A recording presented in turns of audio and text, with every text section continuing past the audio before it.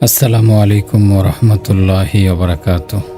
প্রিয় পরিণতি চ্যানেলের বন্ধুরা, আশা করি আল্লাহ পাকের অশেষ মেহেরবানিতে আপনারা সকলেই ভালো আছেন। প্রিয় মুসলমান ভাইয়েরা, আজকে তো আমরা আমাদের ইচ্ছে মতো জীবনযাপন করছি। নেক কথা এক কান দিয়ে শুনে অন্য কান দিয়ে বের করে দিচ্ছি। আল্লাহ তাআলার নির্দেশের পরোয়া করছি না, কিন্তু আমরা এদিকে তাকাচ্ছি না যে আমরা আমাদের এই বদ আমলগুলো দিয়ে আমাদের পরওয়ারদিগারকে অসন্তুষ্ট করছি। একদিন আমাদেরকে তার সকাশে দাঁড়াতে হবে। কিয়ামতের দিনের তিনি একমাত্র বাদশাহ। সেদিন কারো নিঃশ্বাস ফেলারও সাহস হবে না। নবী করিম সাল্লাল্লাহু আলাইহি সাল্লাম একবার তার খুতবার মাঝে ইরশাদ করেন, কিয়ামতের দিন আল্লাহ তাআলা ৭ আসমান ভাঁজ করে ফেলবেন। এরপর সেগুলোকে তার ডান হাতের মুঠোয় ভরে বলবেন, আমি একমাত্র বাদশাহ। দুনিয়ার প্রতাপশালীরা আজ কোথায়? দুনিয়ার প্রতাপশালীরা আজ কোথায়? অহংকার ও অধ্যত্ব প্রদর্শনকারীরা আজ কোথায়? এ কথা শুনে সাহাবায়ে কেরামের কি অবস্থা হয়েছিল? হাদিসে এসেছে, এ কথা শুনে তাদের চোখগুলো অশ্রুসিক্ত হয়ে উঠল, তাদের হৃদয়গুলো ভয়ে ত্রাসে কাঁপতে লাগল। এক বর্ণনা এসেছে, কিয়ামতের দিন আল্লাহ তাআলা এক যুবককে দাঁড় করিয়ে দেবেন। যুবকটির নেক কাজ ও কবিরা গুনাহ সমান হবে। আল্লাহ তাকে বলবেন, হে আমার বান্দা, তোমার কাছে যদি আরেকটি নেকি হতো, তাহলে আমি তোমাকে আমার রহমতে জান্নাতে পাঠিয়ে দিতাম। যুবকটি তখন বলবে, হে আল্লাহ, আপনি আমাকে অনুমতি দিন, আমি আমার আত্মীয় স্বজন থেকে একটি নেকি নিয়ে আসছি। তাকে অনুমতি দেয়া হবে। যুবকটির মনে তখন তার আত্মীয় স্বজন সম্পর্কে খুব আত্মবিশ্বাস থাকবে। সে মনে করবে যে আমার আত্মীয় স্বজনগণ দুনিয়াতে আমার প্রতিটি সমস্যায় পাশে থেকেছিলেন, আমিও তাদের পাশে থাকতাম, তারা নিশ্চয়ই আমাকে একটি নেকি দেবেন। সে মতে সে সর্বপ্রথম তার ভাইয়ের কাছে যাবে। তাকে বলবে, ভাই আমার, আমরা দুনিয়াতে একসাথে থাকতাম, আমাদের আনন্দ ও বেদনা একই ছিল। আমরা সবসময় একজন আরেকজনের বাহু হয়ে সহায়তা করতাম। আপনার কোনো জিনিসের প্রয়োজন হলে আমি তা পূর্ণ করতাম। আমার কোনো জিনিসের প্রয়োজন পড়লে আপনি এগিয়ে আসতেন, পূর্ণ করতেন। আজ আমার একটি মাত্র নেকি প্রয়োজন, আপনি আমাকে একটি নেকি দিন। তার উত্তরে ভাই বলবে, ভাই গো, আজ আমি তোমার কোনো সাহায্য করতে পারবো না, কেননা আমার নেকিতে তখন স্বল্পতা দেখা দিতে পারে, তখন আমি সমস্যায় পড়ে যাব। এভাবে সে মাত্র একটি নেকি দিতে অস্বীকার করবে। সেই ভাই তখন নিরাশ হয়ে পিতার কাছে যাবে। যুবকটি তার পিতার কাছে গিয়ে নিবেদন করবে, হে আব্বুজান, আমি আপনার ছেলে, আপনার চোখের মণি, আপনার কলিজার টুকরো, আমার একটি মাত্র নেকি প্রয়োজন, আপনি আমাকে তা দান করুন। পিতা নেকি দিতে অস্বীকার করবেন। যুবকটি বারবার পিতার কাছে করজোড়ে নিবেদন করবে, আব্বুজান, দুনিয়াতে আমি কোনো সমস্যায় পড়লে আপনার কাছেই ছুটে আসতাম। আব্বু, আপনি আমার মাথার ওপর ছায়া হয়েছিলেন, আপনি আমার আশ্রয় ছিলেন। আমি কোথাও ক্ষতির শিকার হলে আপনার কাছে এসে মনের কথা খুলে বলতাম। আপনি আমার যথাসাধ্য সহায়তা করতেন। আপনি দুনিয়াতে আমাকে সান্ত্বনা দিয়ে বলতেন, বেটা, আমি তোমার সঙ্গে আছি। আব্বু, আজকেও আমি সমস্যায় পড়েছি, আপনি আমাকে একটি মাত্র নেকি দান করুন। কিন্তু পিতা তাকে কোনো নেকি দান করতে রাজি হবেন না। এতে যুবকটির পেরেশানি বেড়ে যাবে। তারপর সে তার বোনের কাছে ছুটে আসবে, বলবে, বোন আমার, আমি তোমার ভাই, তুমি দুনিয়াতে আমাকে বীর বলে ডাকতে, তুমি বলতে এই আমার বীর, আমি তোমার জন্য সব কিছু কোরবান করব। তুমি আমাকে প্রতিপালন করতে, আমি তোমার সেই ভাই, আমার একটি মাত্র নেকি প্রয়োজন। আপনার কাছে অনেক নেকি আছে, সেখান থেকে আমাকে একটি মাত্র নেকি দান করুন। কিন্তু তার বোন তাকে কোনো নেকি দেবেন না। যুবকটি এরপর তার স্ত্রীর কাছে যাবে। তার মনে অনেক আস্থা থাকবে যে স্ত্রী আমাকে অবশ্যই নেকি দেবে। সে দুনিয়ায় থাকতে অনেক নেকি অর্জন করেছে, খুব নামাজ পড়তো, তার বিপরীতে আমি আলসেমি করতাম। সে স্ত্রীর কাছে গিয়ে বলবে, দেখো, দুনিয়ায় থাকতে আমি তোমার প্রতিটি ইচ্ছে পূরণ করতাম। তোমার সামান্য ইশারায় আমি আমার মাল ব্যয় করে ফেলতাম। তুমি যে কাপড়টি চাইতে আমি তাই এনে হাজির করতাম। তুমি যে ধরনের বাড়ি চাইতে আমি বানিয়ে দিতাম। যেভাবে সাজতে চাইতে আমি সাজিয়ে দিতাম। আমি পৃথিবীতে তোমার ব্যথাকে আমার নিজের ব্যথা মনে করতাম, তোমার খুশিকে আমার নিজের খুশি মনে করতাম। আমরা দুজন ছিলাম এক, দুজনার আনন্দ বেদনার সমভাগী। আজ এমন একটি মুহূর্ত এসেছে যখন তোমার কাছে অনেকগুলো নেকি আছে, আমার মাত্র একটি নেকি প্রয়োজন। তুমি সেখান থেকে একটি নেকি আমাকে দাও। স্বামীর এত কথায়ও স্ত্রীর মন গলবে না, সে তাকে কোনো নেকি দান করবে না। তখন তার মনে পাক্কা বিশ্বাস হবে যে এখন এমন একজনই আছেন যিনি দুনিয়াতেও আমার ওপর দয়াপ্রবণ ও স্নেহশীল ছিলেন, এখন আমাকে তার কাছে যেতে হবে। সে মতে সে তার মায়ের কাছে এসে বলবে, আম্মু জান, আমি আপনার ছেলে, আমি আপনার চোখের জ্যোতি, হৃদয়ের টুকরো। আজ আমি একটিমাত্র নেকির জন্য আটকে গেছি। যদি সেই নেকিটি জোগাড় করতে না পারি, তাহলে আমাকে জাহান্নামে ছুঁড়ে ফেলা হবে। আম্মু জান, আমাকে একটি নেকি দান করুন। তার মা তাকে কোনো নেকি দান করবেন না। তখন সে কাঁদবে, চিৎকার করবে, চোখের জলে বলবে, আম্মু জান, আজ আপনার ছেলে আপনার সাথে ফরিয়াদি হয়ে দাঁড়িয়েছে, আপনার সামনে দুহাত বাড়িয়ে ভিক্ষা চাচ্ছে। আম্মু, আপনি আপনার ছেলের ওপর রহম করুন, কোমল হন, আপনার ছেলের খেয়াল করুন। আম্মু, আমি রৌদ্রে দাঁড়াবো, এটা আপনি দুনিয়াতে সহ্য করতে পারতেন না। আজ আমাকে জাহান্নামে ছুঁড়ে ফেলা হবে, আপনি আমাকে একটি নেকি দান করুন। এত কিছুর পরও তার মা তাকে কোনো নেকি দিতে রাজি হবেন না। যখন তার মাও তাকে মুখের ওপর না করে দেবে, তখন সে বড় কষ্ট পাবে। প্রচণ্ড কষ্টের কারণে সে তার হাতের আঙুলগুলো চিবাতে শুরু করবে আর বলবে, হায়, আমি যদি জানতাম আখিরাতে তাদের কেউই আমার কাজে আসবে না। ইয়া লাইতানি ইত্তাখাযতু মা'আর রাসূলি সাবিলা, হায়, আমি যদি রাসূলের রাস্তায় চলতাম। ইয়া ওয়াইলাতা লাইতানি লাম আত্তাখিয ফুলানান খলিলা, হায় আমার দুর্ভাগ্য, আমি যদি অমুককে বন্ধু না বানাতাম। তার শত পেরেশানি সত্ত্বেও কোনো মানুষ তাকে একটি নেকিও দান করবে না। কেননা আল্লাহ তাআলা দুনিয়াতে জানিয়ে দিয়েছিলেন, ইয়াউমা ইয়াফিরুল মারউ মিন আখিহি ওয়া উম্মিহি ওয়া আবিহি ওয়া সাহিবাতিহি ওয়া বানিহি। সেদিন এমন ভয়াবহ পরিস্থিতি সৃষ্টি হবে যে ব্যক্তি তার ভাই থেকে পলায়ন করবে, এমনকি তার মা বাবা, স্ত্রী ও সন্তান থেকেও পালিয়ে বেড়াবে। এমন একদিন হবে যেদিন ভাই কাজে আসবে না, মা কাজে আসবে না, বাবা কাজে আসবে না, স্ত্রী কাজে আসবে না, সন্তানও কাজে আসবে না। কোরআনুল কারীম জানাচ্ছে যে সেদিন মানুষ এমন দুঃসহ পরিস্থিতির সম্মুখীন হবে যে সে কামনা করবে, হায়, আজ যদি আমার পরিবর্তে সারা পৃথিবীর মানুষকে জাহান্নামে ফেলা হতো, তাদের সকলের বিনিময়ে যদি আমি একা বেঁচে যেতে পারতাম। ইয়াওয়াদ্দুল মুজরিমু লাউ ইফতাদি মিন আযাবি ইয়াউমিযিন বিবানিহি ওয়া সাহিবাতিহি ওয়া আখিহি ওয়া ফাসিলাতিহি আল্লাতী তু'বিহি ওয়া মান ফিল আরদি জামিআন সুম্মা ইউনজিহি। দুনিয়ার সকল মানুষকে জাহান্নামে ফেলে দেয়া হোক, শুধু আমাকেই রক্ষা করা হোক। আল্লাহ বলছেন, কাল্লা, আদৌ নয়, কেননা আমি পূর্বেই জানিয়ে দিয়েছি, ওয়ালা তাজিরু ওয়াজিরাতুন উযরা উখরা, কোনো মানুষের বোঝা অন্য মানুষ বহন করবে না। আজ আপনি পৃথিবীতে যে গুনাহের বোঝা একত্র করছেন, তা আপনাকেই মাথায় বহন করতে হবে। হে মানুষ, আজ তোমার এমন অবস্থা যে ছোট্ট একটি বালতি মাথায় বহন করতে পারো না, কিন্তু একদিন তোমাকে পাহাড় সমান ভারী জিনিস মাথায় বহন করতে হবে। এভাবে যদি তুমি তোমার গুনাহগুলো নিয়ে দুনিয়া থেকে বিদায় নাও, তাহলে আখিরাতে তোমার এমন হাসর হবে যে হাসর কেউ চোখেও দেখেনি। আল্লাহ তাআলা বলছেন, ফাইন্নী উআযিবুহু আযাবান লা উআযিবুহু আহাদাম মিনাল আলামিন, আমি তাকে এমন আযাব দেব, এমন আযাব দুজাহানের অন্য কাউকে দেব না। জাহান্নামের মাঝে এক ব্যক্তি ক্ষুধার কারণে ফেরেশতাদের বলবে, আমাকে কিছু খেতে দিন। ফেরেশতা তাকে নিয়ে জ্বলন্ত অঙ্গারের একটি পাহাড়ে আরোহণ করবে। পাহাড়ের চূড়ায় নিয়ে তাকে সেখান থেকে ধাক্কা দিয়ে নিচে ফেলে দেবে। সে অঙ্গারগুলোর উপর থেকে গড়িয়ে নিচে পড়বে। সারা দেহ ক্ষত বিক্ষত হবে, দেহ জ্বলতে থাকবে, এমনকি সে নিচের উপত্যকায় এসে পড়বে। এরপর সে কোনো মতে উঠে দাঁড়াবে। তার সারা শরীর ব্যথা করবে, জ্বলবে, পোড়াবে, ক্ষুধা লাগবে, পিপাসা বোধ করবে। এরপরও সে ফেরেশতার কাছে ফরিয়াদ করে বলবে, আমাকে খাওয়ার জন্য কিছু দাও। তখন ফেরেশতা জাক্কুমের একটি চারা গাছ নিয়ে আসবে, যার মাঝে অনেক কাঁটা থাকবে, প্রচণ্ড তিক্ত হবে। সে তাকে খাওয়ার জন্যে এই চারা গাছটি বাড়িয়ে দেবে। সে ক্ষুধা পিপাসায় এতটাই কাতর হবে যে তা হাতে নিয়ে খেতে শুরু করবে। সে গাছের তিক্ততাও বেশ, কাঁটাগুলো তার গোটা দেহে ছড়িয়ে পড়বে। তার ব্যথা বেদনা পূর্বাপেক্ষা আরও বেড়ে যাবে। সে চিৎকার করে দোহাই দিয়ে বলবে, আমার তেষ্টা পেয়েছে, আমাকে পানি দাও। ফেরেশতা তখন একটি পেয়ালা নিয়ে আসবেন, যার মাঝে কোনো জিনিস উতলাতে থাকবে। সে পানি হবে না, অন্য কিছু হবে।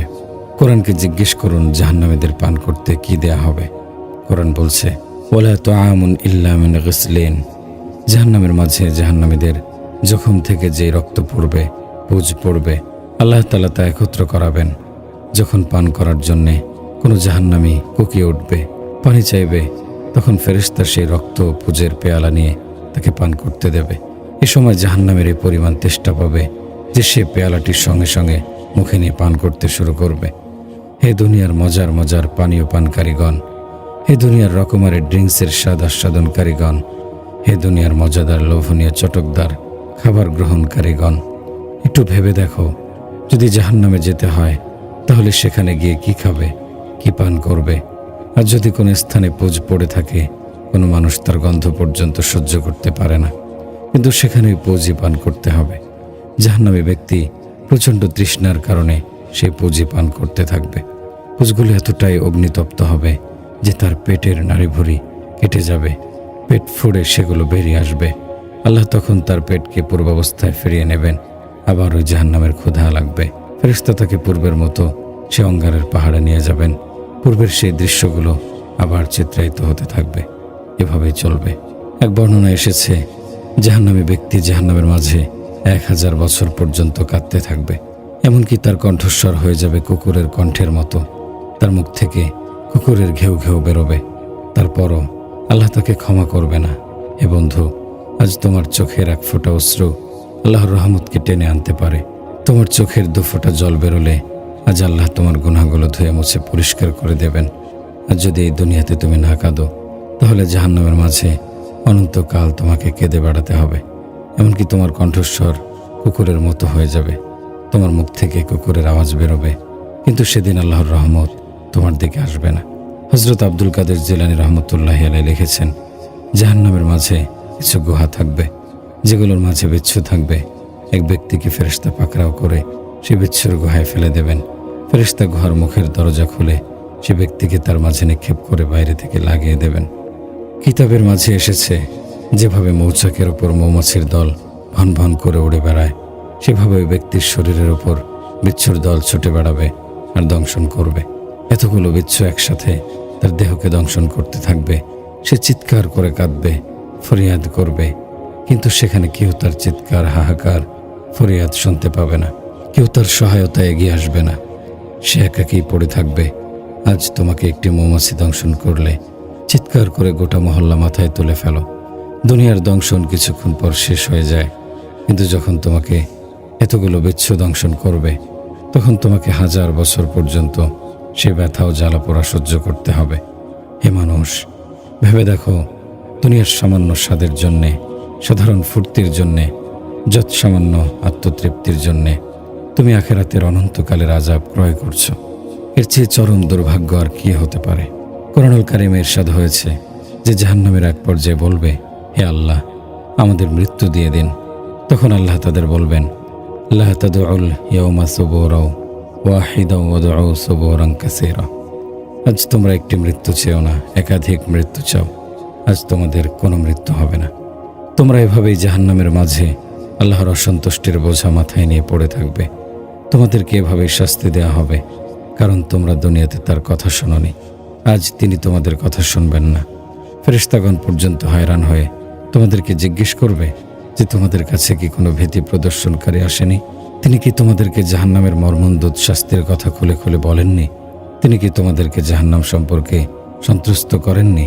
তারা বলবে, আমাদের কাছে ভীতি প্রদর্শনকারী এসেছিলেন, কিন্তু আমরা তার কথা শুনিনি। তাকে আমরা তাড়িয়ে দিয়ে বলেছি, তুমি মিথ্যাবাদী, বানিয়ে বানিয়ে কথা বলছো, পরকালে গিয়ে আমরা দেখে নেব। জাহান্নামীরা বলবে, হায়, আমরা যদি তার কথা তখন শুনতাম, আমাদের কাছে যদি আকল হতো, তাহলে আমরা আজ জাহান্নামে হতাম না। উক্ত আয়াতে জাহান্নামীদের 2টি বিশেষ বৈশিষ্ট্যের কথা কোরআন জানিয়ে দিয়েছে। তাহলে তারা হেদায়েতের কথা মনোযোগ দিয়ে শোনে না। যদি শোনে, তাহলে এ কথা ভাবে না যে আমাদেরকে তার উপর আমল করতে হবে। এদিকে সে তার মনোযোগকে কেন্দ্রীভূত করে না। কোরআনুল কারীমের এই 2টি শব্দ খুবই তাৎপর্যপূর্ণ। লাউ কুন্না নাসমাউ আও নাআকিলু, হায়, আমরা যদি শুনতাম, আমরা যদি মনোযোগ দিতাম, তাহলে আজ আমরা জাহান্নামে হতাম না। আপনি বলুন, আজ যদিও আমরা নেক কাজের কথা শুনছি, কিন্তু তার উপর কতটুকু আমল করছি? শুধু শুনে গেলেই পরিত্রাণ পাবেন না। শোনা হচ্ছে প্রাথমিক আমল, আর তা কার্যকর করা হচ্ছে দ্বিতীয় আমল। কাজে আমরা যা শুনব তার উপর আমল করব। এ কারণেই নবী করিম সাল্লাল্লাহু আলাইহি সাল্লাম সাহাবায়ে কেরামকে বিষয়ের উপর বায়াত করতেন যে তোমরা যা শুনবে তার উপর আমল করবে। সামি'না ওয়া আতা'না, হে আল্লাহ, আমরা যা শুনেছি তার উপর আমল করেছি। আজ তো আমরা 2-4টি ভালো কাপড় পরিধান করে ভেবে বসি যে আমরা দুনিয়ার উত্তম লোক হয়ে গেছি, কিয়ামতের দিন আমাদের সেই ব্যক্তিত্ব দেখে আমাদের পরিচয় করিয়ে দেওয়া হবে, অথচ বাস্তবতা হলো সেখানে তোমার এই বাহ্যিক বেশভূষা কেউই দেখবে না। সেখানে অনেক সুন্দর চেহারার ওপর মাটি মেখে দেওয়া হবে। কবরের ভগ্নস্তূপের ভেতর কত সুন্দর ও সুশ্রীদের হাড়গোড় পড়ে আছে। সেখানে সুশ্রী ও বিশ্রী সমান, একমাত্র নেক আমলই সেখানে শ্রেষ্ঠত্ব এনে দেবে। একবার এক ব্যক্তি হযরত মালিক বিন দিনার রহমতুল্লাহি আলাইহিকে জিজ্ঞেস করলেন, আপনার তাওবার ঘটনা আমাদের অবহিত করুন। তিনি বলেন, আমি ছিলাম একজন সিপাহী। আমার মদ পান করার অভ্যাস ছিল। একবার আমি এক দাসী ক্রয় করলাম। দাসীটি ছিল খুবই সুশ্রী। তার প্রতি আমার গভীর ভালোবাসা জন্মে যায়। তার গর্ভে এক মেয়ে জন্মগ্রহণ করে। মেয়েটি আমাকে খুবই ভালোবাসত। আমিও মেয়েটিকে গভীর স্নেহ ও সোহাগ দিতাম। মেয়েটি যখন হাঁটতে শুরু করে তখন সবসময় আমার কাছেই থাকত। কিন্তু তার একটি বিস্ময়কর অভ্যাস ছিল। আমি যখনই মদের পেয়ালা মুখে স্পর্শ করতাম, অমনি সে আমার হাত থেকে পেয়ালা টেনে নিয়ে কাপড়ের ওপর ঢেলে দিত। ভালোবাসার কারণে আমি তাকে বকতেও পারতাম না। 2 বছর বয়সে মেয়েটি হঠাৎ মরে যায়। তার মৃত্যুতে আমি প্রচণ্ড রকম বেদনাহত হই। এক রাতের ঘটনা, 15ই শাবানের রাত। আমি মদ পান করে বেহুশ হয়ে আছি। ঈশার নামাজের সময় আমি বেহুশ মত্ত। এই অবস্থাতেই আমার ঘুম পেয়ে গেল। আমি স্বপ্নে দেখলাম কিয়ামত শুরু হয়ে গেছে। লোকেরা কবর থেকে বেরিয়ে হাসরের ময়দানের দিকে ছুটছে। আমিও তাদের সাথে ছুটছি। হঠাৎ আমি পেছন থেকে বড় রকমের আওয়াজ শুনতে পেলাম। পেছনে তাকিয়ে দেখি একটি কালো বর্ণের বিশাল অজগর আমাকে তাড়া করছে। আমি ভয় পেয়ে দৌড় দিলাম। সে অজগরটিও আমার পেছনে ছুটছে। তখন আমি আমার সামনে একজন উত্তম কাপড় পরিহিত বয়স্ক ব্যক্তিকে দেখতে পেলাম। সালাম ও জবাবের পর তার কাছে আমি অনুরোধ করলাম, আপনি আল্লাহর রাস্তে আমাকে বিপদ থেকে বাঁচান। তিনি বললেন, ওই অজগরটিকে ধরার মতো হিম্মত আমার নেই। তবে তুমি দৌড়াতে থাকো, হতে পারে সামনে তুমি তোমার সহায়ক কোনো কিছু পেয়ে যাবে। আমি তখন আবার দৌড়াতে শুরু করলাম। অবশেষে একটি টিলার ওপর উঠে গেলাম। তার চূড়ায় উঠে দেখতে পেলাম ওপাশে জাহান্নামের প্রচণ্ড অগ্নির লেলিহান শিখা লকলকিয়ে উঠছে। সেই ভয়াবহ দৃশ্য দেখা সত্ত্বেও আমি সে অজগরের ভয়ে সেদিকেই পালিয়ে যাচ্ছি। আমি জাহান্নামে নেমে পড়ার উপক্রম হলাম। হঠাৎ একটি আওয়াজ শুনতে পেলাম। আমাকে সম্বোধন করে বলছে, পেছন থেকে সরো, জাহান্নামীদের তালিকায় তোমার নাম নেই। আমি তখন উল্টো পায়ে পেছন দিকে দৌড়াতে শুরু করলাম। সে অজগরটি আমার পেছনে ছুটছে। কিছু দূর যেতেই সে বয়স্ক লোকটিকে সামনে পেয়ে গেলাম। আমি পুনরায় তার কাছে মিনতি করলাম যে আপনি আমাকে এই অজগরের হাত থেকে রক্ষা করুন। বয়স্ক লোকটি তখন কাঁদতে শুরু করলেন আর বললেন, এর মোকাবেলায় আমি তো অনেক দুর্বল অসহায়। তুমি এক কাজ করো, সামনে দ্বিতীয় একটি পাহাড় দেখা যাচ্ছে, সেটির উপর উঠে পড়ো। সেখানে মুসলমানদের কিছু আমানত রয়েছে।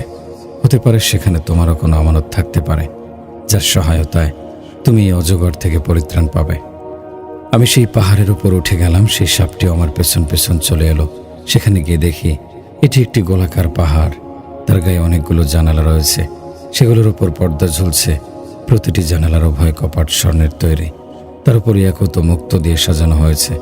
প্রতিটি দরজার ওপর রেশমের পর্দা শোভা পাচ্ছে।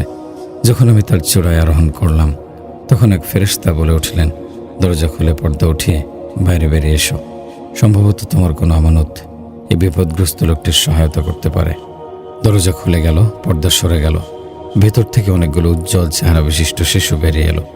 ইতিমধ্যে অজগরটি আমার অনেক কাছে চলে এসেছে। শিশুগুলো চিৎকার করে বলে উঠল, দ্রুত সবাই বেরিয়ে এসো। তখন আর অনেক শিশু বেরিয়ে এলো। হঠাৎ আমার দৃষ্টি পড়ল আমার সেই বাচ্চাটির ওপর, যে 2 বছর বয়সে মৃত্যুবরণ করেছিল। আমাকে দেখে সে কাঁদতে লাগলো। বলল, খোদার কসম, এ তো দেখছি আমার আব্বু। এ কথা বলেই সে একটি নূরের দাঁড়িপাল্লার ওপর চড়ে বসলো।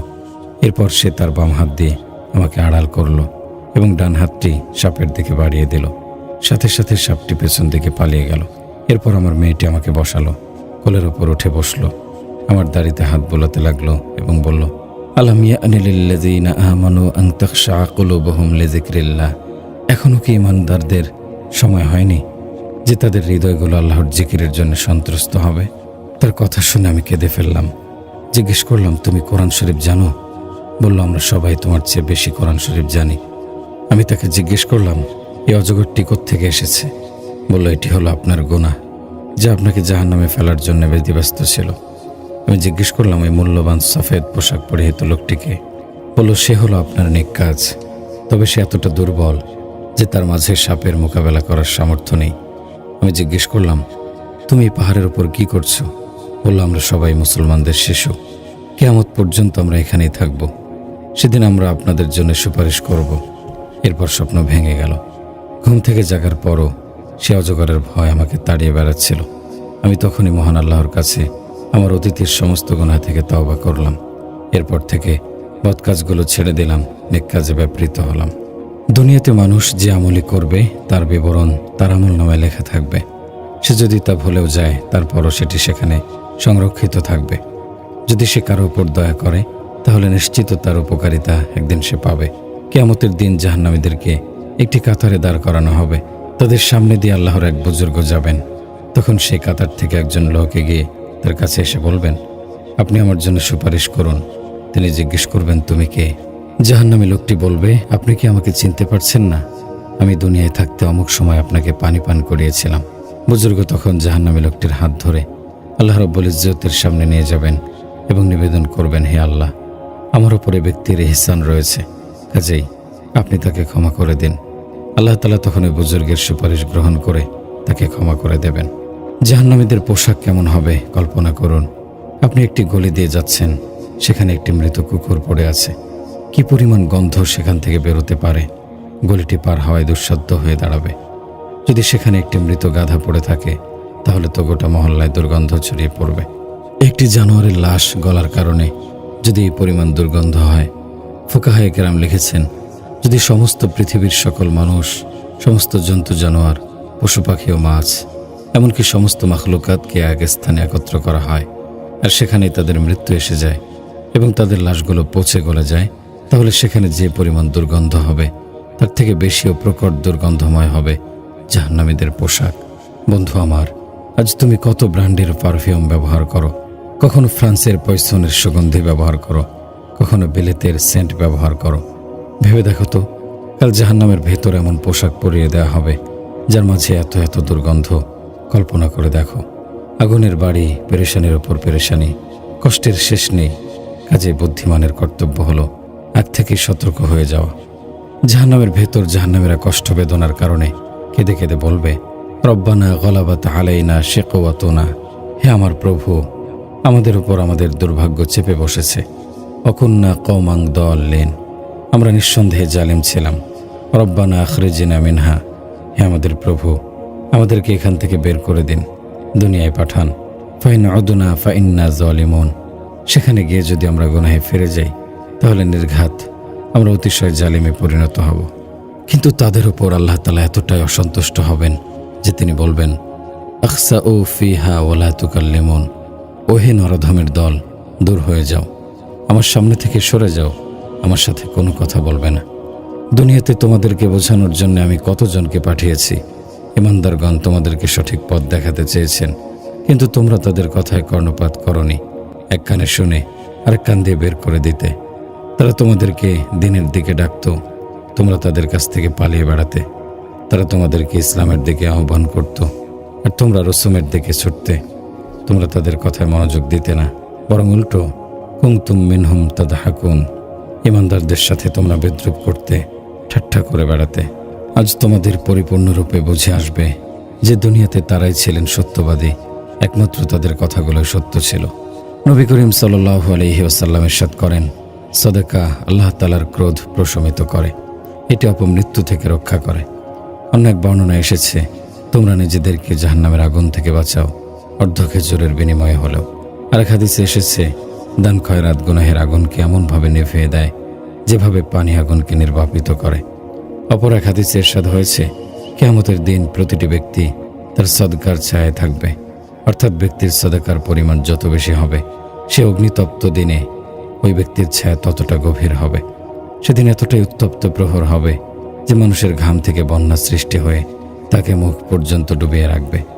কাজে যে ব্যক্তি কামনা করবে যে সে যেন কিয়ামতের দিন আল্লাহ রাব্বুল ইজ্জতের ক্রোধ ও জাহান্নাম থেকে পরিত্রাণ পায়, সে ব্যক্তি যেন অধিক হারে সদকা করে।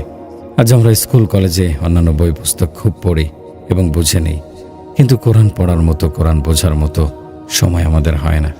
অথচ কোরআনুল কারীম আমাদেরকে চিৎকার করে বলছে, ওয়ালাকাদ ইয়াসসারনাল কুরআনা লিযিকরি ফাহাল মিন মুদ্দাকির, আমি কোরআনকে পড়ার জন্য সহজ করে দিয়েছি, সেই কোরআন পড়ে বোঝার মতো তোমাদের মধ্যে কেউ কি আছে?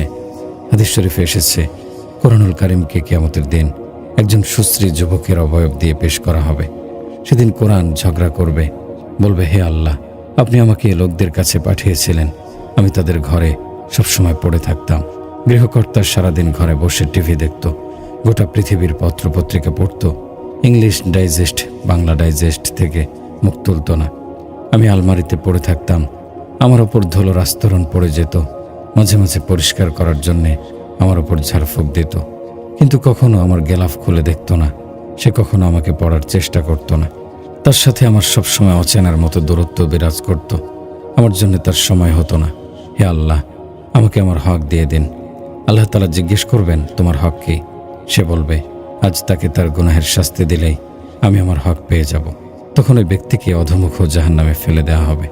ভেবে দেখুন, আমরা আজ কোরআনের হক আদায় করি না, আল্লাহর হক আদায় করি না। কিয়ামতের দিন আমাদের কি অবস্থা হবে?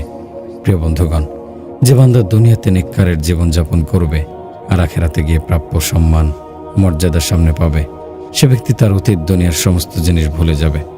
আজ সে এমন সম্মান পাবে যার পর আর কোনোদিন লাঞ্ছনার সম্মুখীন হতে হবে না।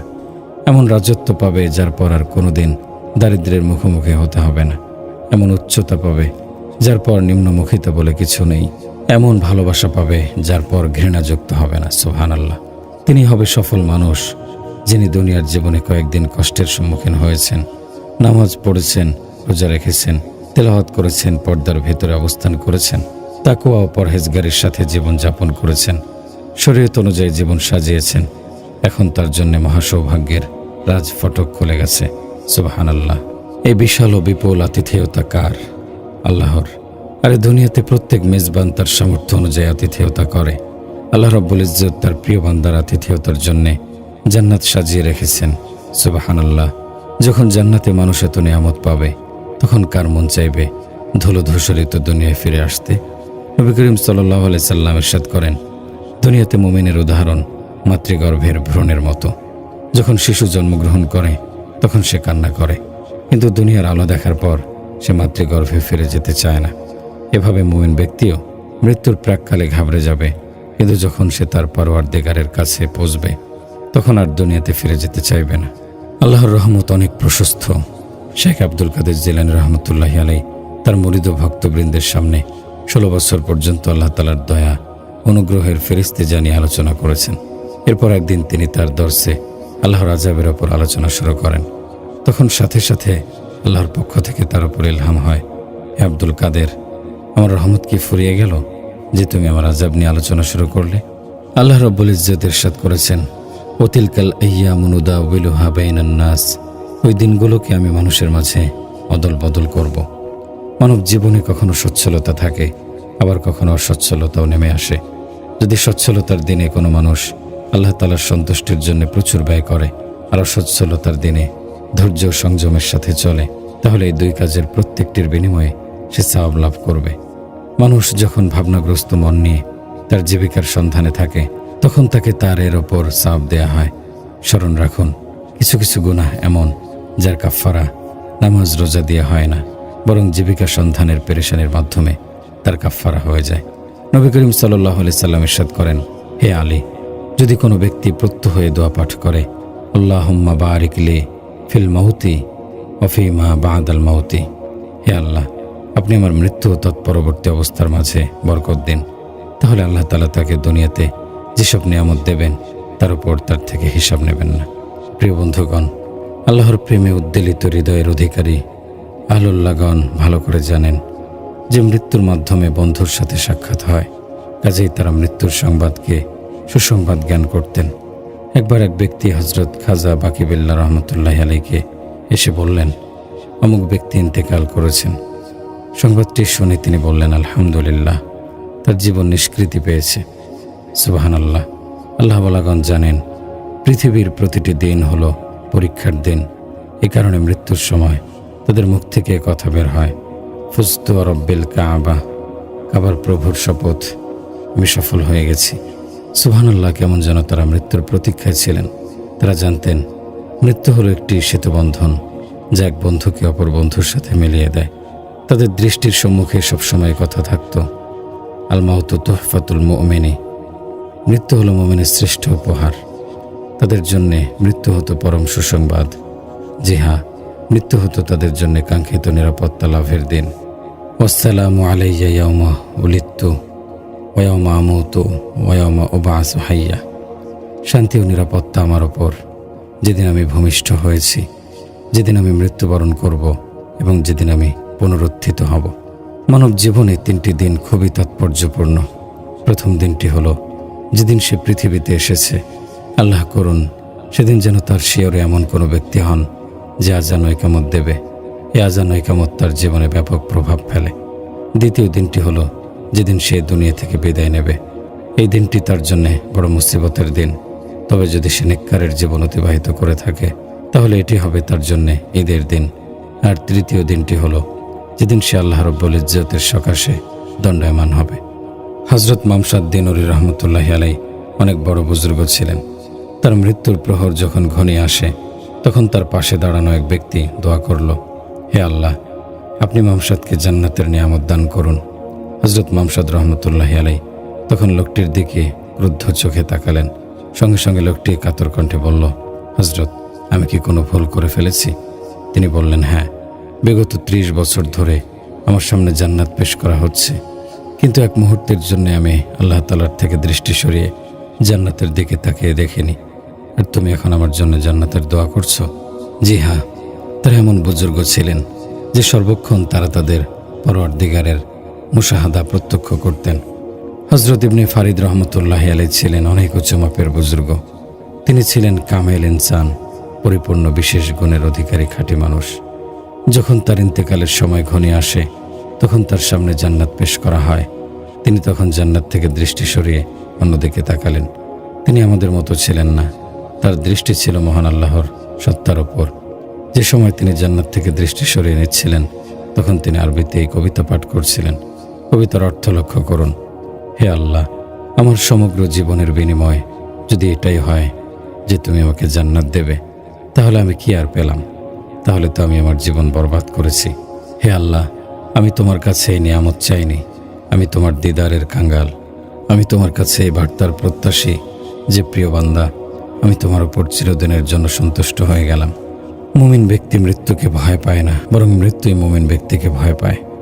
একবার মৃত্যুর ফেরেশতা হযরত ইব্রাহিম আলাইহিস সালামের কাছে এসে নিবেদন করে, হে আল্লাহর বন্ধু ইব্রাহিম, আল্লাহ রাব্বুল ইজ্জত আপনাকে স্মরণ করেছেন। তিনি জিজ্ঞেস করলেন, তুমি কি চাও? বলেন, যে আমি আপনার রূহ কবজ করতে এসেছি। তখন হযরত ইব্রাহিম আলাইহিস সালাম বললেন, হাল রাআইতা খলিলান ইয়াকবিদু রূহা খলিলি, তুমি কি এমন কোনো বন্ধুকে দেখেছো যে তার বন্ধুর রূহ কবজ করতে ইচ্ছুক? মৃত্যুর ফেরেশতা তখন সেই কথাটি মহান আল্লাহর দরবারে পেশ করলেন। আল্লাহ রাব্বুল আলামিন সঙ্গে সঙ্গে তার উত্তর জানিয়ে দিয়ে বললেন, যাও, তুমি ইব্রাহিমকে গিয়ে বলো, হাল রাআইতা খলিলান ইয়াকরাহু লিকা খলিলি, আপনি কি এমন কোনো বন্ধুকে দেখেছেন যে তার বন্ধুর সাথে সাক্ষাৎ করতে অস্বীকার করে? সাইয়েদিনা হযরত ইব্রাহিম আলাইহিস সালাম বুঝে ফেললেন, আমার মৃত্যু চলে এসেছে, কাজে এখন আমার আল্লাহর সাথে সাক্ষাৎ হবে। তখন তিনি মৃত্যুর ফেরেশতাকে বললেন, আজ্জিল আজ্জিল, জলদি আমার রূহ কবজ করো, জলদি আমাকে আমার মাওলার সাথে মিলিয়ে দাও। সুবহানাল্লাহ। পরকালের জীবনের তুলনায় দুনিয়ার জীবন নেহায়েতি ছোট্ট। সাইয়েদিনা হযরত নূহ আলাইহিস সালাম, যিনি 950 বছর দিন প্রচার করেছিলেন, তার সমগ্র জীবন অবশ্যই এর চেয়ে অনেক বড় ছিল। তার সম্পর্কে বর্ণিত রয়েছে যে তিনি যখন এই দুনিয়া থেকে প্রস্থান করেন তখন আল্লাহ রাব্বুল আলামিন জিজ্ঞেস করেছিলেন, হে আমার নবী, তুমি পৃথিবীর জীবনকে কেমন পেয়েছো?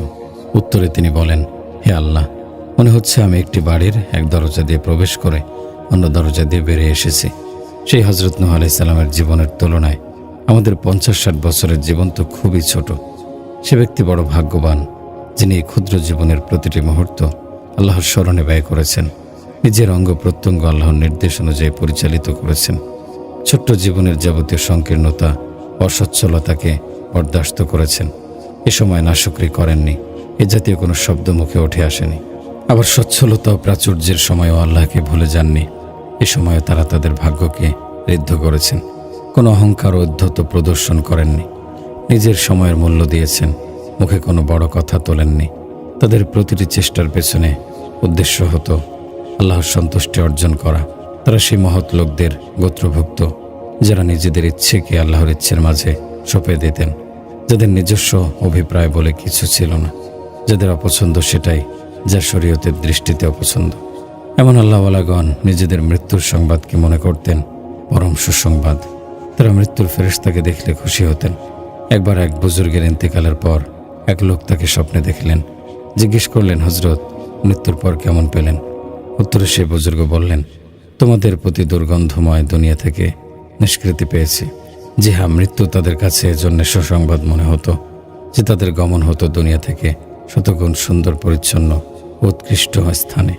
কাজে আমরা যদি এখন থেকে মেহনত করতে শুরু করি, তাহলে আমাদের মৃত্যুর দিনও আমাদের জন্য চিন্তার দিন হবে না। এই কারণে আল্লাহর বুজুর্গগণ মৃত্যুকে ভয় পেতেন না। তারা মৃত্যুকে মাথার ওপর উন্মুক্ত তরবারি মনে করতেন না, বরং মনে করতেন এটি প্রশান্তিদায়ক সেতুবন্ধন। হজরত খাজা ফরিদুদ্দিন আত্তার রহমতুল্লাহ আলাই ছিলেন অনেক বড় বুজুর্গ। তিনি আতরের ব্যবসা করতেন। দোকানে ছোট ছোট শিশিতে আতর ভরা থাকত। একবার তার কাছে এক আল্লাহওয়ালা এলেন। তিনি অবাক চোখে চারপাশ দেখছিলেন। হজরত খাজা ফরিদুদ্দিন রহমতুল্লাহ আলাই ছিলেন তখন সদ্য যুবক। জীবনকে উপভোগ করতেন, উপভোগ্য দৃষ্টিতেই সবকিছু দেখতেন। তিনি সে আগন্তুককে জিজ্ঞেস করলেন, কি জনাব, কি দেখছেন? আগন্তুক বললেন, আমি দেখছি এতগুলো শিশির ভেতর তোমার রুহ আটকে আছে। তাহলে তোমার মৃত্যু কিভাবে আসবে? তিনি তখন ক্রুদ্ধ কণ্ঠে বললেন, যেভাবে তোমার মৃত্যু আসবে। আগন্তুক বললেন, আচ্ছা, আমার মৃত্যু তো এভাবে আসবে। এ কথা বলে আগন্তুক সেখানে শুয়ে পড়লেন, গায়ের উপর কাপড় ঢেকে দিলেন। এরপর কালেমা পড়ে পরপারে চলে গেলেন। এই দৃশ্যটি যুবক ফরিদুদ্দিন আত্তারের মনে গভীর রেখাপাত করল। ভাবলেন, এই আগন্তুক মৃত্যুর জন্য কত প্রস্তুতি নিয়েছিলেন যে খুব আসানির সাথেই চলে গেলেন। আমি তো কোনো প্রস্তুতি নেইনি। এ কথা বলে তিনি খাঁটি তওবা করলেন। এরপর থেকে সম্পূর্ণ নেককার হয়ে গেলেন। আল্লাহ সেই ফরিদুদ্দিন আত্তার রহমতুল্লাহ আলাইকে দিয়ে তাজকিরাতুল আউলিয়া গ্রন্থ সংকলন করিয়েছেন। সুবহানাল্লাহ। হজরত শিররি শাক্তি রহমতুল্লাহ আলাই বলেন, একদিন আমি বসেছিলাম। ইত্যবসর এক ব্যক্তি এসে বলল, এখানে কোনো শীতল স্থান আছে যেখানে কেউ মরতে পারবে? আমরা কুয়োর দিকে ইশারা করলাম। লোকটি কুয়োর দিকে এগিয়ে গেল। সেখান থেকে পানি তুলে গোসল করলো, নফল নামাজ পড়ল, এরপর ঘুমিয়ে গেল। অনেকক্ষণ পর যখন নামাজের ওয়াক্ত হলো, তখন আমরাও সেখানে গেলাম, উজু করলাম। এরপর ভাবলাম তাকে জাগিয়ে দেই। তাকে জাগাতে গিয়ে দেখি আল্লাহর এই বান্দায় জগতে আর নেই। হজরত জন্নুন মিসরি রহমতুল্লাহ আলাইকে ইন্তেকালের সময় এক ব্যক্তি জিজ্ঞেস করলেন, হজরত কিছু বলবেন? কোনো ইচ্ছে থাকলে বলুন। বললেন, একটাই ইচ্ছে, মৃত্যুর আগে যদি তার মারেফাত হাসিল হতো। শেখ আবু ইয়াকুব সানুসি রহমতুল্লাহ আলাইয়ের কাছে একবার এক মুরিদ এলেন। বললেন, আমি আগামীকাল জোহরের সময় মরে যাব। পরদিন জোহর রক্ত হলে লোকটি মসজিদে হারামে চলে গেলেন, তাওয়াফ করলেন। এর কিছুক্ষণ পরেই তিনি ইন্তেকাল করলেন। তখন তার পীর ও মুর্শিদ হজরত আবু ইয়াকুব সানুসি রহমতুল্লাহ আলাই তার গোসল দিলেন, নিজ হাতে দাফন করলেন। যখন তাকে কবরে রাখা হচ্ছিল, তখন তার দু চোখ খুলে গেল। শেখ জিজ্ঞেস করলেন, কি খবর? মৃত্যুর পরও জীবিত আছো? বললেন, হ্যাঁ, জীবিত আছি। আল্লাহর প্রত্যেক আশিকই জীবিত থাকে। ইমাম গাজ্জালী রহমতুল্লাহ আলাই ছিলেন সমকালীন সবচেয়ে বড় আলেম ও বুজুর্গ। মুকাশাফাতুল কুলুব ও ইহইয়াউল উলুম তার জগৎ বিখ্যাত রচনা। তার ইন্তেকালের ঘটনা বলছি। দিনটি ছিল সোমবার। ফজরের নামাজ শেষ করে তিনি নিজের জন্য কাফন আনতে বললেন। কাফন আনা হলো। কাপড়টি হাতে নিয়ে চুমু খেলেন, চোখের ওপর রাখলেন। বললেন, বাদশার দরবারে হাজির হচ্ছি, যার কারণে খুব খুশি লাগছে। এ কথা বলে তিনি কেবলামুখী হয়ে শুয়ে পড়লেন। সাথে সাথে তার প্রাণ পাখি উড়ে গেল। সুবহানাল্লাহ। যারা জীবদ্দশায় মৃত্যুর প্রস্তুতি নিয়েছেন, এভাবেই তার আনন্দ চিত্তে নিজ স্রষ্টা ও মাওলার দরবারে হাজির হওয়ার প্রস্তুতি নিতে পেরেছেন। আল্লাহর রহমত বান্দাকে দেওয়ার জন্যে বাহানা খোঁজে। একবার এক মূর্খ মহিলা মৃত্যুর সময় স্ফুট স্বরে কি যেন বলছিল। ঘরের লোকেরা তার মুখের কাছে কান পেতে বুঝল তিনি আরবিতে কথা বলছেন। তখন তারা এক মৌলভী সাহেবকে ডেকে নিয়ে এলেন। মৌলভী সাহেব তার মুখের কাছে কান এনে গভীরভাবে খেয়াল করার পর বুঝলেন, এই দুই ব্যক্তি আমাকে বলছে জান্নাতে প্রবেশ করো। তার মুখে এই কথা শুনে মৌলভী সাহেব তো বিস্ময়ে হতবাক, তাজ্জব কাণ্ড। তিনি তখন ঘরের লোকদের জিজ্ঞেস করলেন, এই মহিলা বেঁচে থাকতে বিশেষ কি আমল করত? তারা জানালেন, তিনি তো নিরক্ষর ছিলেন, তবে তার বিশেষ একটি আমল হলো তিনি আজান হলেই সমস্ত কাজ ছেড়ে দিতেন। সুবহানাল্লাহ। অষ্টপ্রহর গুনাহে বিভোর আমি, তারপরও দেখি ক্ষণে ক্ষণে তুমি বিলিয়ে যাচ্ছ দয়া। পরমেশ্বর মহান দয়ালু তুমি, দিবস রজনী আমার ওপর তোমার প্রেমের মায়া। ইমাম আবু আইয়ুব বিন দাউদ শাজকুফি এর ইন্তেকালের পর এক ব্যক্তি তাকে স্বপ্নে দেখতে পান।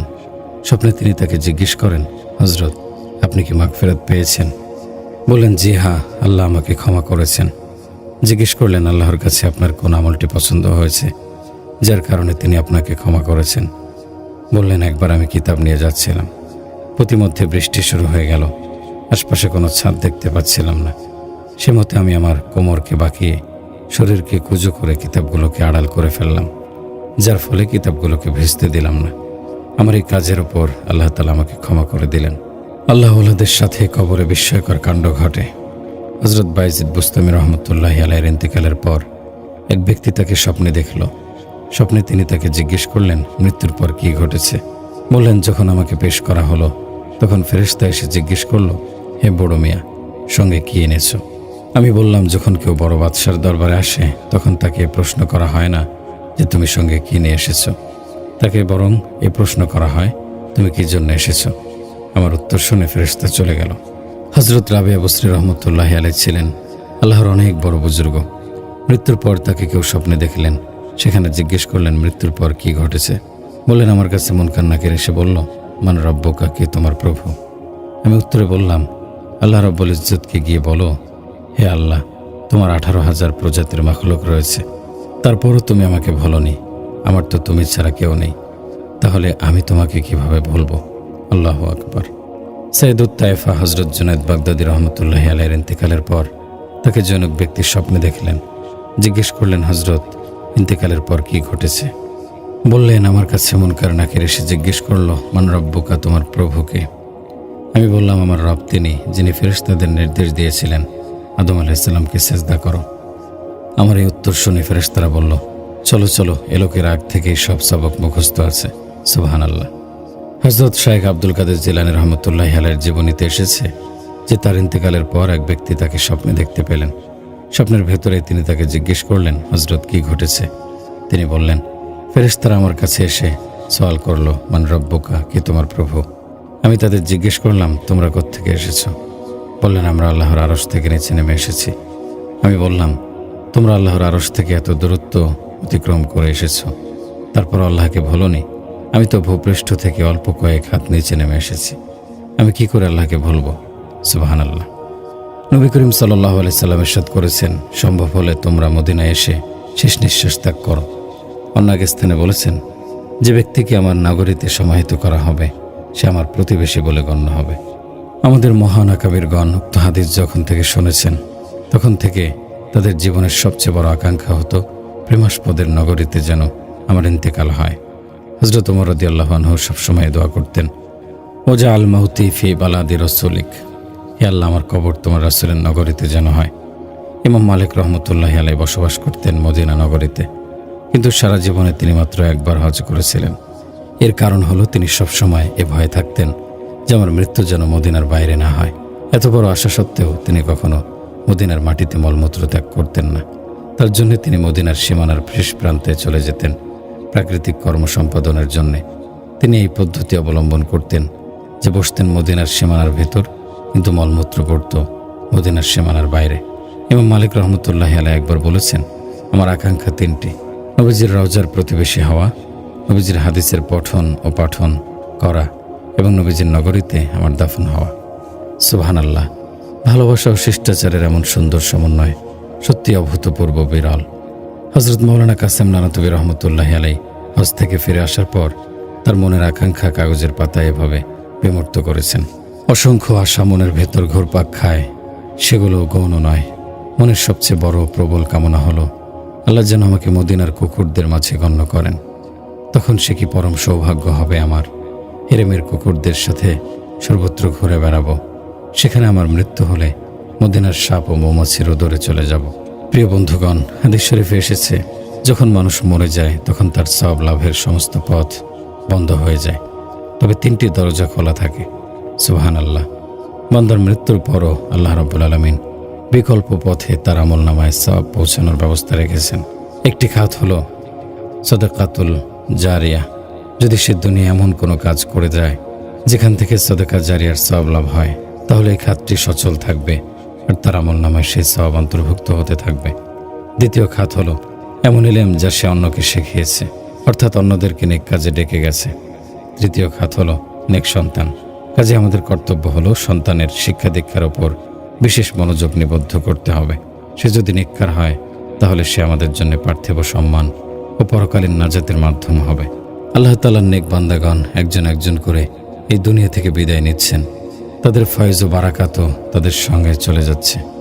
দুনিয়া বড় অন্ধকারাচ্ছন্ন জায়গা, তাদের স্থান শয়তান দখল করছে। পৃথিবীর অবস্থা দৃষ্টে মনে হচ্ছে খুব দ্রুতই সে তার পরিণতিতে পৌঁছে যাবে। আপনি লক্ষ্য করে দেখবেন, যে বুজুর্গ আজ দুনিয়া থেকে চলে যাচ্ছেন তার পরবর্তীগণ তার মতো হচ্ছেন না। তাদের মাঝে সদৃশ্য দেখা যাচ্ছে না। এখন অবস্থা এমন হয়ে গেছে যে আল্লাহর যে সকল অলির মাঝে উহুদ পাহাড় সমান ঈমান আছে, তারাও থরথরিয়ে কাঁপছেন এ ভয়ে যে না জানি মুরতাদ অবস্থায় আমার জান কবজ হয় কিনা। অথচ আমাদের মতো গাফেলের দল, যাদের মনের ঈমান বড়জোর শস্যদানার সমান হবে, সেইটুকুন ঈমানের হেফাজতের প্রতি নজর নেই। আল্লাহ রব্বুল ইজ্জত আমাদেরকে প্রকৃত বোধ দান করুন, যেন আমরা আমাদের ঈমানের হেফাজতে ব্যাপৃত হতে পারি। আমাদেরকে অন্তিম নিঃশ্বাস পর্যন্ত এই ঈমানের হেফাজতের উপর দৃষ্টি রাখতে হবে। ইমাম কুরতুবী রহমতুল্লাহি আলাইহি বলেছেন, সন্দেহ নেই মৃত্যু অনেক বড় মুসিবত, কিন্তু তার চেয়েও বড় মুসিবত হলো মৃত্যু সম্পর্কে গাফেল হওয়া ও মৃত্যুর জন্য আমল না করা। প্রিয় বন্ধুগণ, আল্লাহ তাআলা আমাদেরকে এই জীবন দান করেছেন তার বন্দেগী করার জন্যে। আমাদের কর্তব্য হলো আমরা যেভাবে দুনিয়ার কাজ কামের জন্য চেষ্টা করি, তদ্রূপ আমাদেরকে আমাদের আখিরাতের জন্য চেষ্টা করতে হবে।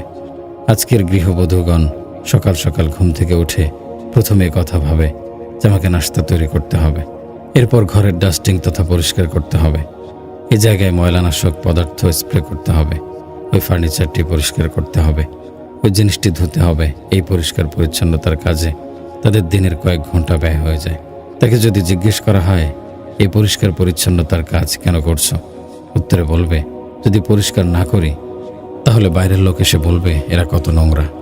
মানুষের চোখে ভালো হওয়ার জন্যে আমরা দিনের 4-5 ঘন্টা ব্যয় করে ফেলি। কিন্তু আমাদেরকে যদি আমাদের পরওয়ারদিগার বলেন, হে আমার বান্দা, তোমার মন ছিল আমার ঘর, সেই ঘর পরিষ্কার করার জন্যে তুমি 10 মিনিট সময়ও পেলে না, ইস্তেগফার করার জন্যে তুমি কয়েকটি মিনিট পেলে না, আমার মাহবুব মুহাম্মদ সাল্লাল্লাহু আলাইহি সাল্লামের ওপর দরুদ পাঠ করার জন্যে তুমি সুযোগ পেলে না, আমার সামনে সিজদা বনত হওয়ার অবকাশ পেলে না, তাহলে বলুন সেই প্রশ্নের উত্তরে আল্লাহ রাব্বুল ইজ্জতের সামনে দাঁড়িয়ে আপনি আমি কি বলবেন? এক ব্যক্তির সাথে আপনার বিবাদ রয়েছে, ঝগড়া করছেন, লড়াই করছেন। এখন যদি সেই ব্যক্তির বাড়িতে আপনি যান, তিনি কি আপনার মেহমানদারি করবেন? করবেন না।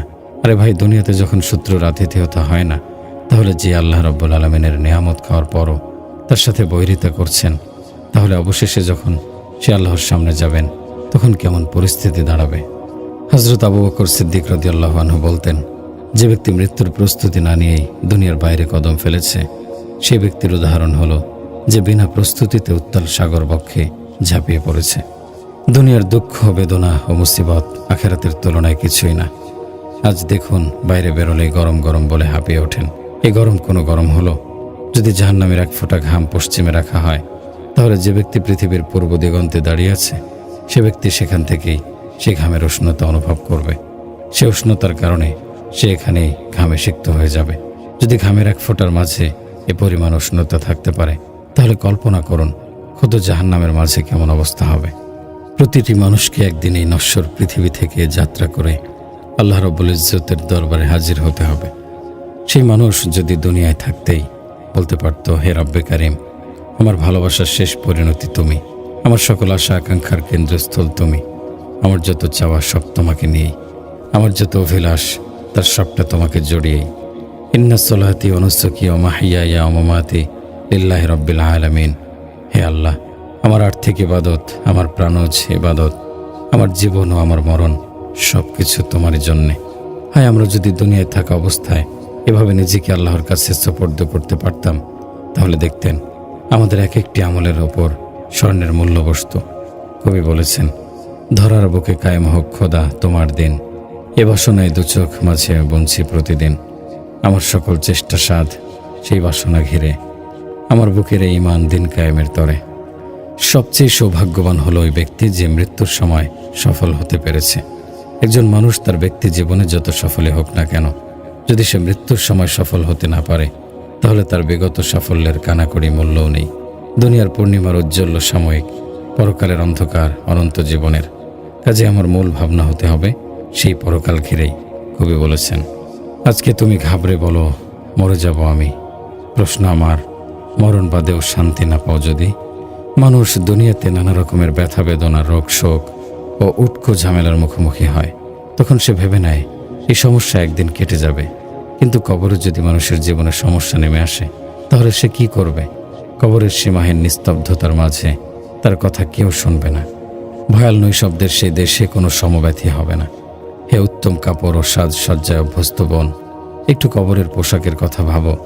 হে জমজমাট আড্ডার প্রাণ, তোমার মুখে এক টুকরো মুচকি হাসি আড্ডার মাঝে প্রাণ সঞ্চার করে। একটু কবর জগতের ভয়াল নিস্তব্ধতার কথা ভেবে দেখো। হে আলিশান মহল, বিশাল অট্টালিকা ও রাজপ্রাসাদের আলিন্দে জীবনযাপনকারী, একটু কবরের সহায় সম্বলহীন সময়ের কথা মনে করো। আজ দুনিয়াতে তোমার ঘর, তোমার বাড়িতে ফার্নিচারের অভাব নেই, তারপরও তুমি তালিকা করো ওই জিনিসটি প্রয়োজন, কিন্তু কবরে তোমার কাছে কোনো সামানপত্র হবে না। তখন তোমার কি অবস্থা হবে?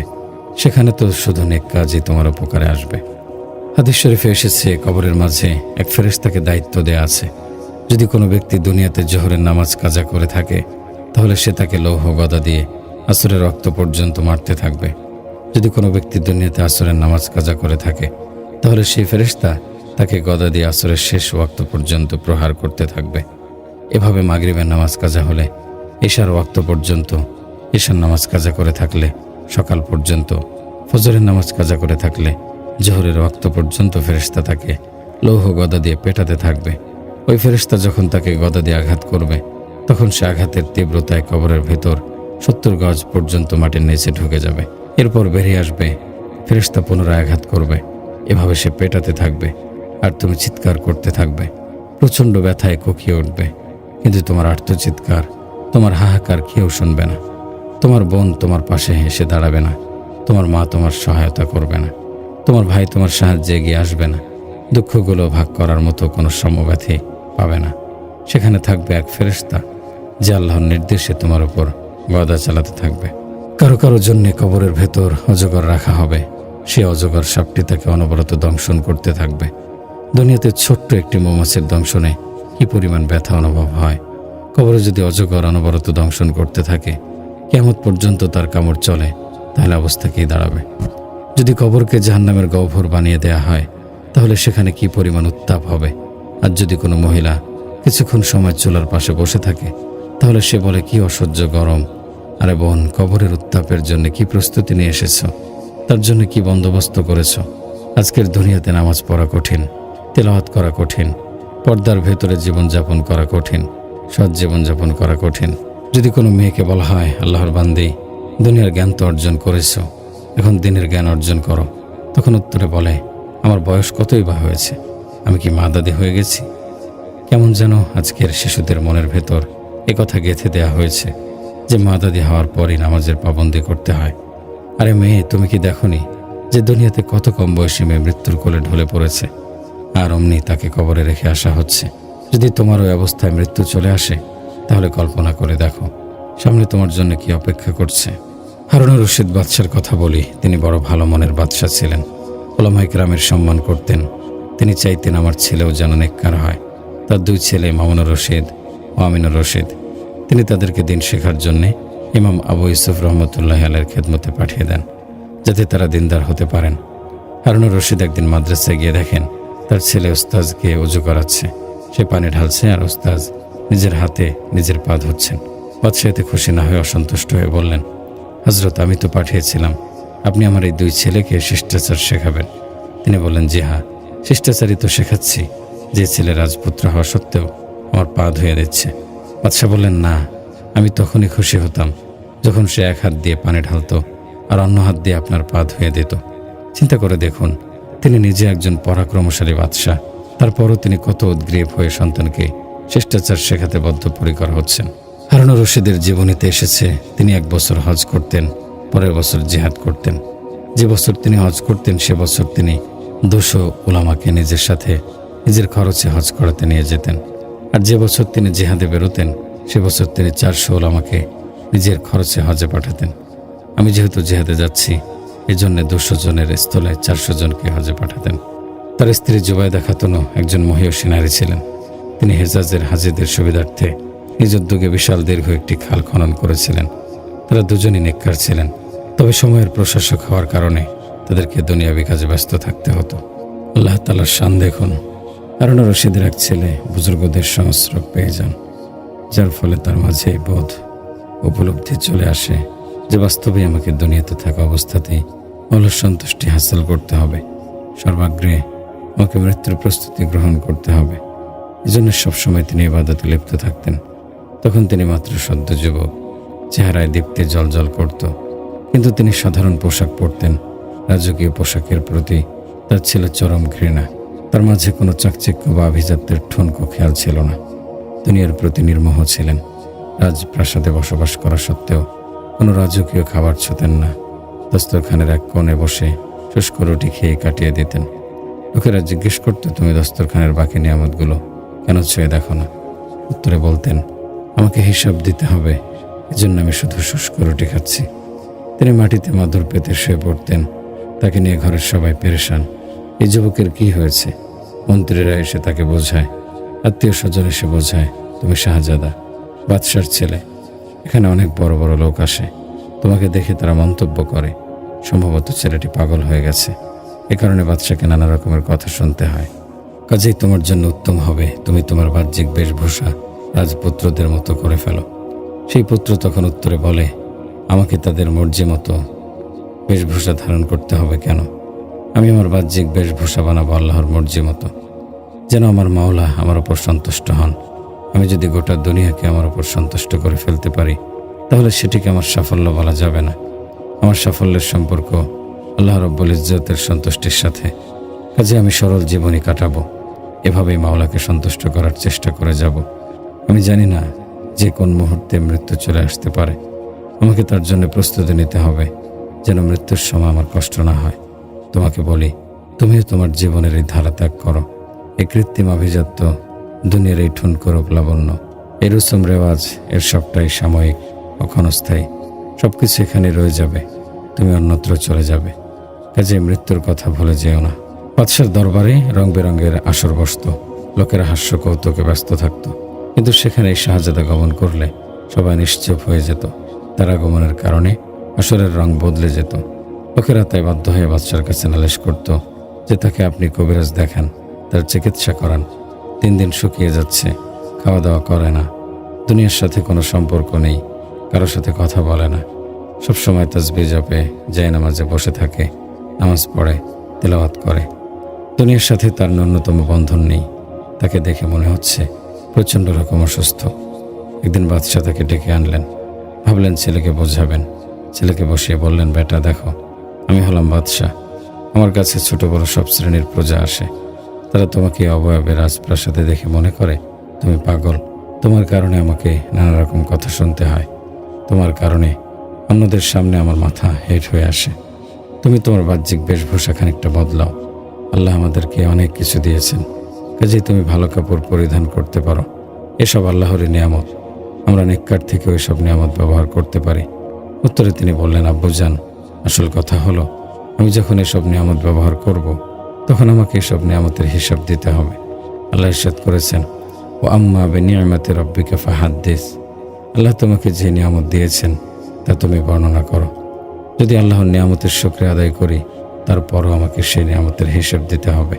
কোরআনুল কারিমে ইরশাদ করেছে, সুম্মা লাতুসআলুন্না ইয়াওমা ইযিন আনিন নাঈম। কিয়ামতের দিন তোমাদেরকে নিয়ামতের ব্যাপারে জিজ্ঞেস করা হবে। আব্বুজান, আমি যেহেতু কিয়ামতের দিন সেই প্রশ্নের উত্তর দিতে পারবো না, এ কারণে আমি চাচ্ছি দুনিয়াতে যথাসম্ভব কম খাবো, যতটা সম্ভব সাধারণ কাপড় পরিধান করব। আমি দুনিয়ার সাথে মন না জুড়ে পরকালের সাথে জুড়ছি। সেখানে আমি উত্তম কাপড় পরব। সেখানে আল্লাহ আমাকে উৎকৃষ্ট জীবন দান করবেন।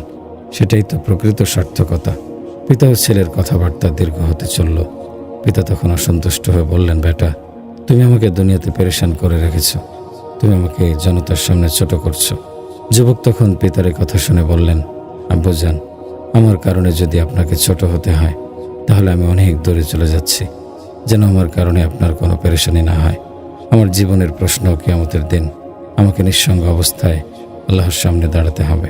আব্বুজান, সেখানে আপনিও আমাকে সঙ্গ দেবেন না, আম্মুজানও সঙ্গ দেবে না, এই মন্ত্রী সামন্তদের কেউ তখন পাশে থাকবে না। ইরশাদ হয়েছে, ওয়ালাকাদ জি'তুমুনা ফুরাদা কামা খালাকনাকুম আউওয়ালা মাররা। আমি একজন একজন করে আমার বান্দাদেরকে ডাকবো, তাদের প্রত্যেকের কাছ থেকে আলাদা করে হিসাব নেব। হে আব্বুজান, যদি আমাকে সেখানে একাকী উত্তর দিতে হয়, তাহলে আমি কেন সেই নিঃসঙ্গ জীবনযাপন করব না, যার উত্তর আমি একাই দিতে পারবো? এই সব নিয়ামতের আমার কোনো প্রয়োজন নেই। আমি শুধু আমার প্রভুর সন্তুষ্টি চাই। আমি আমার জীবনে ইবাদত করব। আমি কেন দুনিয়ার জিনিসের পেছনে আমার মূল্যবান সময় নষ্ট করতে যাব? ছেলের এ কথার ওপর বাদশাহ তাকে অনেক বোঝালেন, কিন্তু তার একটাই কথা, আপনি বলেছেন আমার কারণে আপনাকে ছোট হতে হয়, এজন্য আমি আর এই ঘরে থাকতে পারি না। আমি এখান থেকে অনেক দূরে চলে যাব। এ কথা বলে ছেলে দাঁড়িয়ে গেল। পিতা তাকে থেকে যাওয়ার জন্য খুব চেষ্টা করলেন, কিন্তু তার একটাই কথা, এখন থেকে পথ ভিন্ন হয়ে গেছে। আমাকে গিয়ে ইবাদত করতে হবে, যেন একজন সফল মানুষ হিসেবে আমি আমার মাওলার সামনে দাঁড়াতে পারি। তার প্রস্থানের সংবাদ রাজরানীর কাছে পৌঁছল।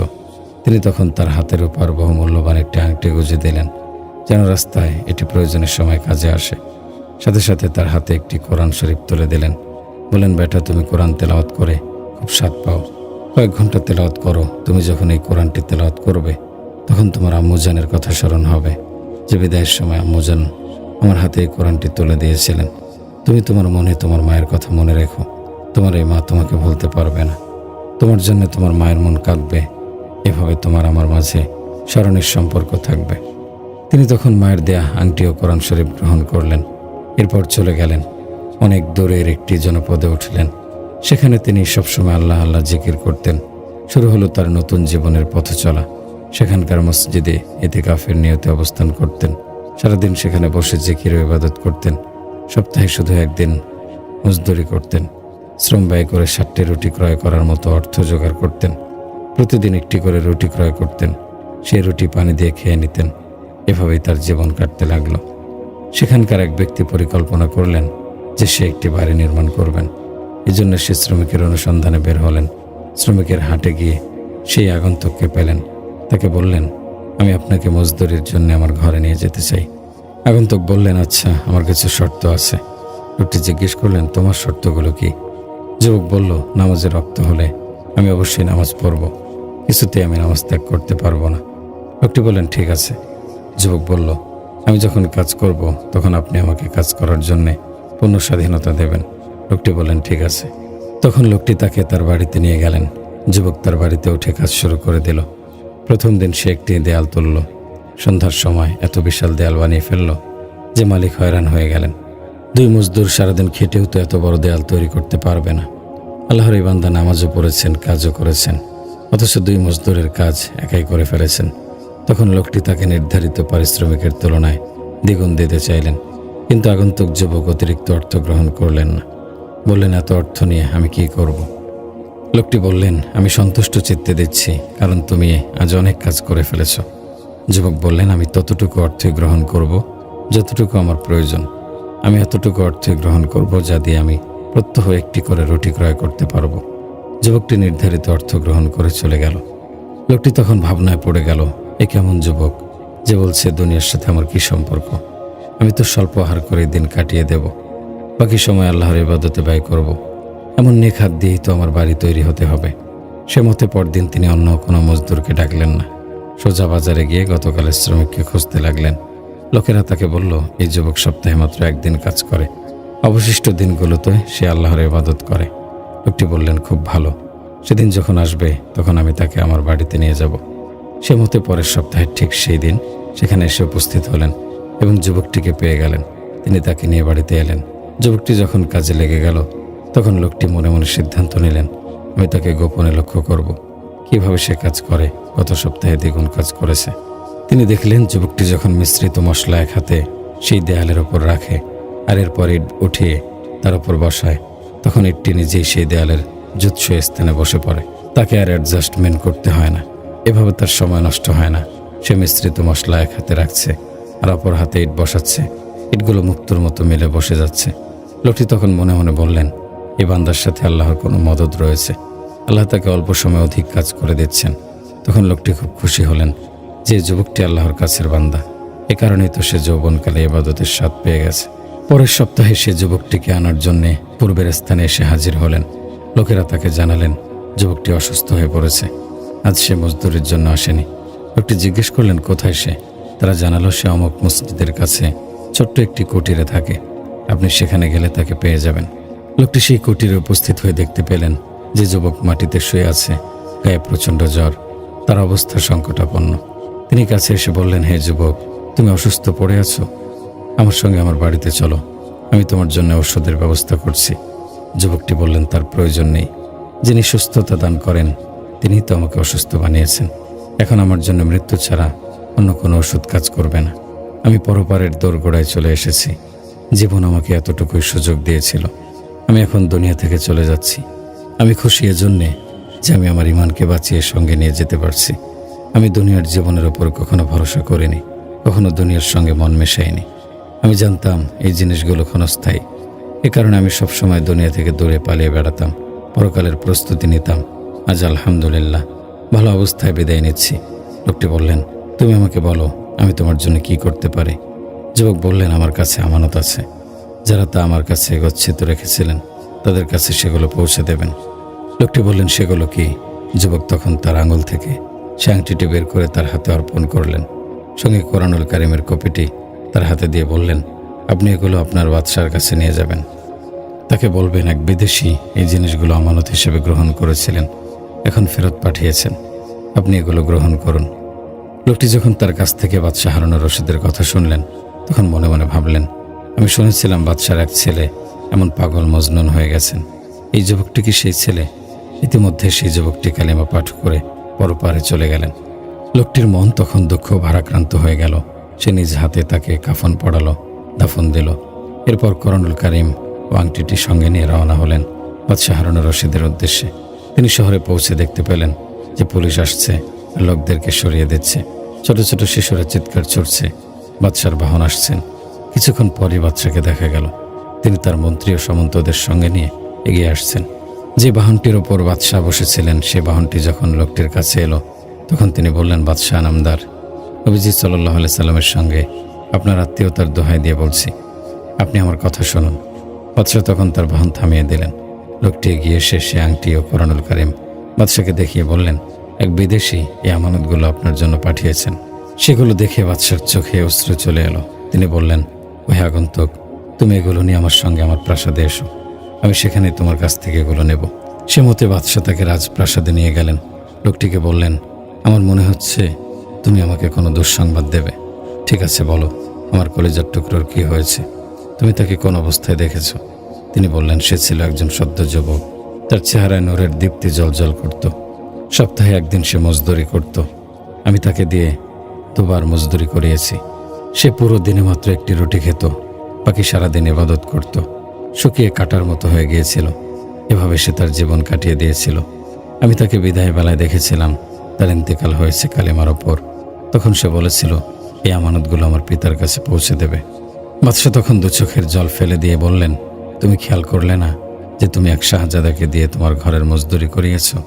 লোকটি বলেন, বাদশাহ নামদার, আমি যদি জানতাম যে যুবকটি আপনার ছেলে শাহজাদা তাহলে আমি এই কাজ করাতাম না। কিন্তু সে তো নিজেকে ফকিরি মনে করত, দরবেশের মতো জীবনযাপন করত, বলতো আমাকে পরকালের জন্য প্রস্তুতি নিতে হবে, আমি সেখানে উঠব। বাদশাহ তখন সেই আদরের সন্তানকে সম্বোধন করে অশ্রুভেজা কণ্ঠে বললেন, বেটা আমার, তুমি ছিলে অল্প বয়স্ক আর আমার বয়স হয়ে এসেছিল। বেটা, তোমার চুল কালো ছিল আর আমার চুল সাদা হয়ে এসেছিল, কিন্তু জীবনের লক্ষ্য তুমি বুঝতে পেরেছ, আমি তোমার পিতা হয়েও তা বুঝতে পারিনি। বেটা, আমি ধোকায় পড়ে গিয়েছিলাম, আমি আমার জীবনের দিনগুলো নষ্ট করেছি, আমার কাছে পরকালের কোনো প্রস্তুতি নেই। হে আমার যুবক ছেলে, তুমি যৌবনে এই দুনিয়ার বাস্তবতা অনুধাবন করতে পেরেছিলে, তুমি কখনো দুনিয়ার সাথে মন জোড়নি, তুমি দুনিয়ার স্বাদের পেছনে ছোটনি, দুনিয়ার সাজ সজ্জা তোমাকে মুগ্ধ করতে পারেনি। বেটা, তুমি মৃত্যুর কথা মনে রেখেছ, প্রতিটি মুহূর্তে তোমার স্মরণ ছিল যে আমাকে আল্লাহর দরবারে হাজির হতে হবে। বেটা, তুমি সত্যের ওপর ছিলে, তোমার বাবা ছিল অসত্যের ওপর। বেটা, তুমি হেদায়েতের ওপর ছিলে আর আমি তোমার জন্মদাতা হয়েও পথ হারাছিলাম। আজ তুমি হেদায়েতের সাথে পরপারে চলে গেলে। তোমার পিতা তার মাথার চুলগুলো যদিও সাদা করে ফেলেছে, কিন্তু এখনো গুনাহে তার মুখমণ্ডল কালো হয়ে আছে।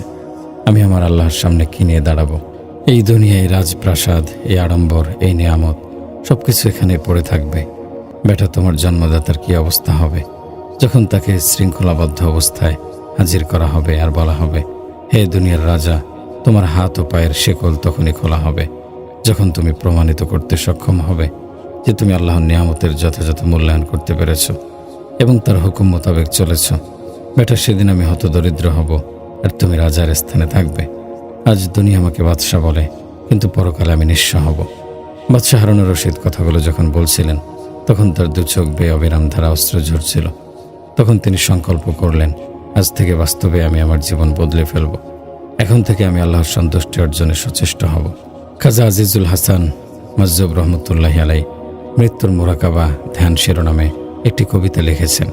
সেখান থেকে নির্বাচিত কিছু পঙ্ক্তি আপনাদের খেদমতে পেশ করছি। সেই পঙ্ক্তিগুলো প্রায় সময় আবৃত্তি করা উচিত। তিনি লিখেছেন, প্রিয় বন্ধুগণ, আজ আমাদের সামনে দুটি রাস্তা আছে।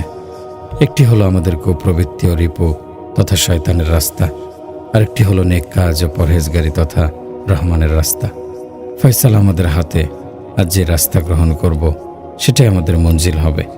এটা কখনো হতে পারে না যে আমরা পাপাচার ও পঙ্কিলতাপূর্ণ জীবনযাপন করব আর আমাদের মৃত্যু হবে বাইজিদ বোস্তামি ও জুনায়েদ বাগদাদির মতো।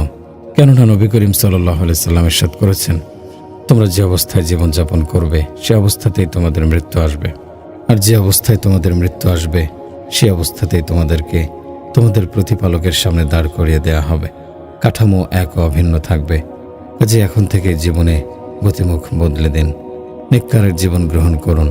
2 দিনের এই জীবন, এরপর আমাদের জন্য সৌভাগ্যের রাজ তোরণ খুলে যাবে। হযরত নিসার ফাতেহী রহমতুল্লাহি আলাইহি চমৎকার বলেছেন, ভালো মন্দ যেভাবেই থাকো সবসময় প্রভুর স্মরণে থেকো। গ্রীষ্মের 2-3 ঝাপটা সয়ে যাও, এরপর চির বসন্তে থেকো। তারাই পরম সৌভাগ্যবান যারা নেক কাজ ও পরহেজগারের জীবন কাটাতে পেরেছেন। মৃত্যুর সময় তাদের জন্য চির আনন্দের দরজা খুলে যায়। কাজেই দোয়া করুন, আল্লাহ তাআলা যেন আমাদেরকে ইসলামের ওপর জীবন অতিবাহিত করার তৌফিক দান করেন। ঈমানের ওপর মৃত্যু দিয়ে সামনের মঞ্জিলগুলো সহজ করে দেন। ওমা যালিকা আলাল্লাহি বিআজিজ। আর এটি আল্লাহর জন্য কঠিন কোনো কাজ নয়। দোয়া করুন, রব্বে কারীম আমাদের কপালে পরকালের সৌভাগ্য লিখে দিন। দুনিয়াতে ইজ্জতের জীবন দান করুন। আমাদেরকে ঈমানি, ইসলামী ও কোরআনী জীবনযাপন করার তৌফিক দান করুন। আমিন সুম্মা আমিন। ওয়া আখিরু দাওয়ানা আনিল হামদুলিল্লাহি রাব্বিল আলামিন।